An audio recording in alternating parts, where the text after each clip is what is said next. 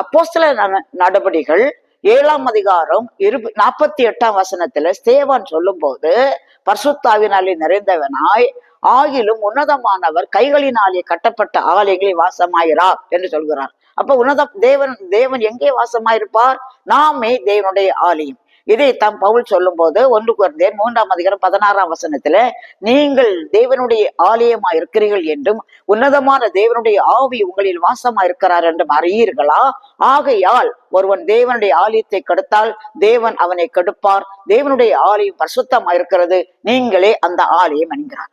இன்றைக்கு நாம் ஒவ்வொருவரும் தேவனுடைய ஆலயங்களாக இருக்கிறோம். ஆகையால் தான் நம்முடைய ஆலயமாகிய இருதயத்தை, நம்முடைய சரீரத்தை பரிசுத்தமாக காத்து கொள்ள வேண்டும் என்று தேவன் நமக்கு பிரமாணம் கொடுத்திருக்கிறார்.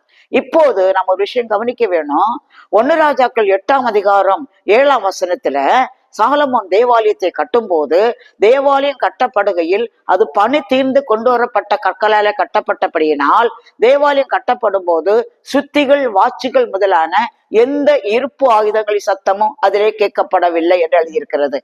அப்போ நாம் ஒவ்வொருவரும் பனி தீர்ந்து கொண்டு வரப்பட்ட கற்கரா இருந்தாதான் தேவனுடைய ஆலயம் ஆகிய அந்த பரிசுத்த வாசஸ்தலத்திலே நாம் பங்கு பெற முடியும். எபேசியர் 2ஆம் அதிகாரத்தில் 19ஆம் வசனத்திலிருந்து பவுல் இதை பற்றி சொல்லும் போது, நீங்கள் அந்நியரும் பரதேசிகளாயிராமல் தேவனுடைய ஒரே நகரத்தாரும் வீட்டாருமாயிருந்து பரிசுத்த அப்போஸ்தல தீர்க்கதரிசிகளுடைய அஸ்திபாரத்தில் கட்டப்பட்டவர்களாயும் இருக்கிறீர்கள். அதற்கு இயேசு கிறிஸ்து தாமே மூலைக்கல்லா இருக்கிறார்.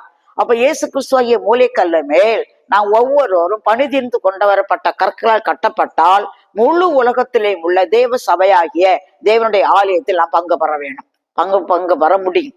இப்ப நித்தியத்தை பார்க்கும் போது எந்த ஆலயமும் இல்லை, அந்த ஆலயமும் இல்லை. நித்தியத்திலே வெளிப்படுத்தல் 21ஆம் அதிகாரம் 22ஆம் வசனத்துல, அங்கே நான் தேவ ஆலயத்தை காணவில்லை, தேவனும் ஆட்டுக்குட்டியானவருமே அதற்கு ஆலயம் என்று சொல்லப்பட்டிருக்கிறது.